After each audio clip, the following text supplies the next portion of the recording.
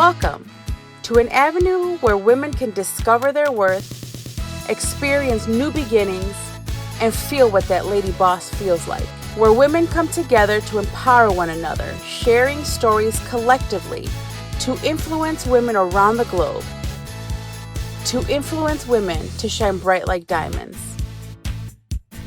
We are women, women of all colors and creeds, opening up our doors to and for one another to maximize our potential and to bring our dreams to reality so that we can sparkle with confidence. Where beauty begins the moment you decide to be yourself and where failure is not an option. Now's the time for you to go for it.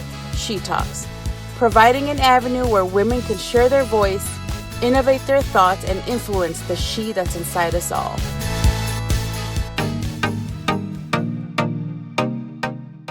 My name is Mel McSherry, and I am an international business development coach and speaker. I've been an entrepreneur since 2010, and I actually started in the fitness industry. I was a certified personal trainer, and I did in-home trainings, outdoor trainings, bridal boot camps, whole 9 yards.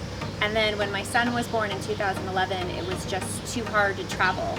I was married to his father at the time. His father works in baseball, and Max was born in the middle of the baseball season, so trying to figure out all of this was just pretty impossible.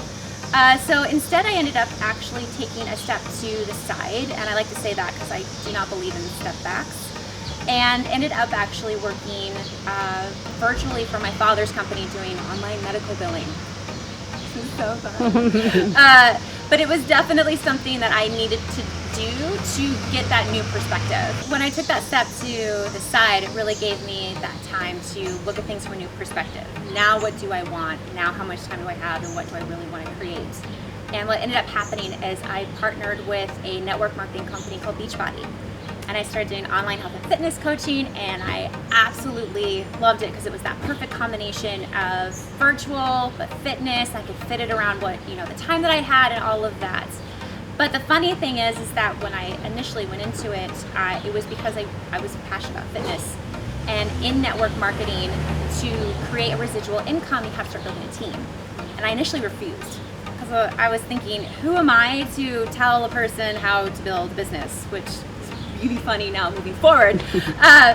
But I just really didn't have an interest in it until I started seeing that network marketing was glazing over a lot of business basics. I grew up in a very entrepreneurial household. My father owns his own company. He started a very successful one at 40. However, we grew up with several very unsuccessful ones. Both my grandfathers own their own businesses, and 2 of my uncles do. So I grew up with this natural discussion of how to blend a family and a business and all of that. And I noticed that there were pieces of that missing in the training, and these women were coming to this company wanting to create something that was theirs, but then getting completely overwhelmed because they just had no idea what that even looked like. They were just told to share their story, invite, personal development. So I brought this forward to my team leader and just said, these are some things that I've been doing that really seem to help me, move things along pretty quickly with being a stay-at-home mom.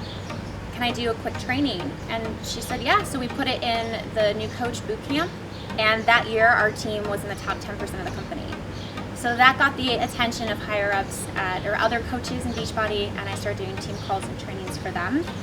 That got the attention of other friends with other network marketing companies, so quietly I started doing team calls and trainings for them. And then in 2015, I found myself in the middle of a divorce with 1 foot in fitness, 1 foot in business development, and I thought if there's any time to fully maneuver to that next level, it's now. So through Beachbody, I was able to have an amazing internship with John Maxwell, who's a world-renowned business coach. Got my international certification through him and his leadership team. Left Beachbody in 2016 and launched Better Than Before in 2017. It's just been an amazing ride ever since.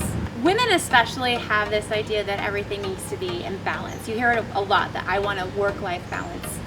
And every time I think of the word balance, I see somebody running on a scale and just running back and forth trying to keep things even, when it's extremely difficult, actually impossible, to keep yourself and your energy even between all the things that you want to accomplish throughout your day, life, whatever it may be. So I love the term blend, because to me that means that it doesn't matter which parts of your life you need to focus on. It's going to create that base. So I always say work is rocks and life is sand. Like you have two jars. And it doesn't matter how you combine them. If it's a lot of rocks and a little bit of sand, you're still going to create some sort of a base. If it's all sand, same thing. If it's all rocks. So I love showing that way, because instead of trying to be perfect in every single area, you can really look at, okay, where is my energy need to go today? And where does it need to not be so much in this area? And you'll still feel successful and still be profitable. And when I say profitable, I mean mentally, emotionally, and financially throughout the day, every day. So first, it's just giving yourself the permission to be patient with yourself. You might have an idea of how you want your day to go or where you want your energy to go, but as a parent, you know as well, like that can just go to hell in a handbasket ridiculously quick. So by saying that it's a blend, then what that does is that gives you the permission to go, okay, so I now cannot focus on this. Mentally, emotionally, what have you. Now I need to focus on this. So when this is done, what of my time energy is left over that I could go back to this area? And it just really helps you reevaluate, as well as just reapply what you can do in the time that you have. My advice always is be patient with yourself and don't be afraid to delegate, ask for help. And I'm talking to myself with this as well. My refusal to ask for help was my biggest detriment for the longest time, because I was such I'm independent, I can do this, I'm superwoman, blah, blah, blah, blah. And instead of that becoming any kind of benefit, it just took me back further and further instead of helping me move forward. So as a woman, as a mom, whatever you are, as you're trying to create what you want in the time that you have, just know that this is all about you. You are the singular most important person in your job, in your life, in your business. So you need to prioritize that correctly and be okay with taking things at your own pace and working with your strengths, and then delegating those, what I call not so much areas, to others, so then you can really get that nice sustainable base for yourself. But the first thing comes is just patience with yourself and really identifying just what you want. So for myself, I don't have any family here in Chicago. My ex-husband travels a ton. So it was really identifying my resources. What do I already have? What do I need? And what is that first non-negotiable that I need to really make a priority? And how can I find support within that? Whether it's, finding a play date, or my first two big delegations that helped me really secure more time was a cleaning lady and grocery delivery. I mean, look at the areas that you don't necessarily love to do that you can make that little bit of a financial investment into, because if you look at it to where, yes, the groceries might be a little bit more expensive, however, it takes me 2 hours to grocery shop because I don't have a car, or I have to get a sitter, or I have to drag my kid.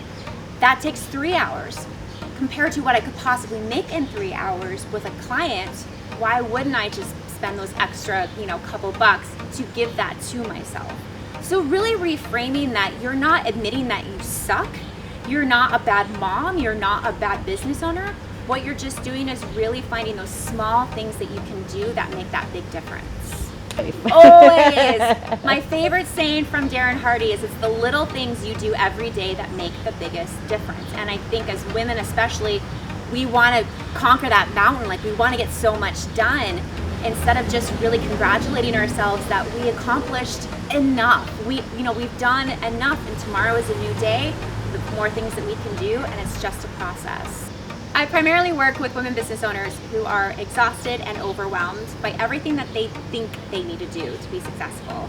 And I slash their stress by showing them how to prioritize their time, their profit avenues, and themselves correctly. So every day they're creating what they want in the time that they have.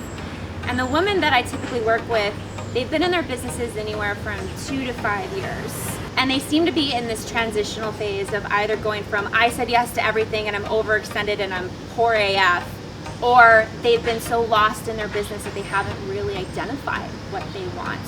and through one-on-one coaching, as well as a membership site that will be coming soon, I give them those tools to really give them permission to identify what they want, to tame the time that they have, and then create a really simple plan of action around that. So every day it's attuned to who they are and what they want. What did I need to do as a divorced mom to a special needs kid to create a life for us? And at the end of the day, that means that I have to put my things first.